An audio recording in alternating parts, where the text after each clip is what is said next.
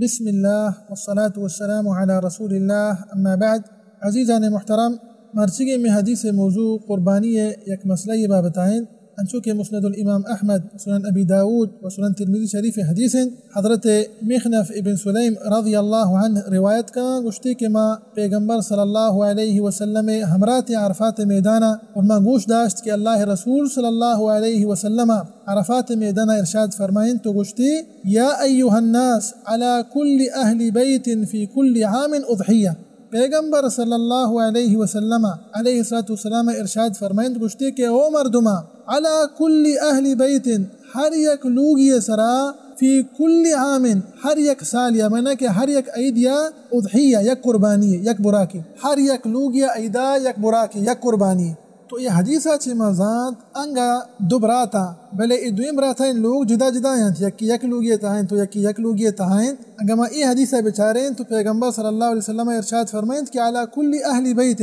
تو ما گوشیں کہ ای دویم برات وحدی کے جدا جدا ہیں شانی لوگ جدا ہیں یکی جدا ہیں تو یکی جدا ہیں ای دوین انسرا یک قربانی ہست بمعنی کہ آ جدا یک قربانی اللہ راہ حیرات بکن تو دومی جدا یک قربانی اللہ راہ حیرات بکن بشرط کہ شان کرا گنجائش و قدرت و استطاعت بھی فرچا کہ علماء کرام ارشاد فرمائنا چونکہ موتی گوستگی قربانی مسئلہ مسائل انتہا ذکر کتگا کہ قربانی حکم متعلقہ علماء کرام ارشاد فرمائنا جمہور علماء قول ہمشی کہ قربانی سنہ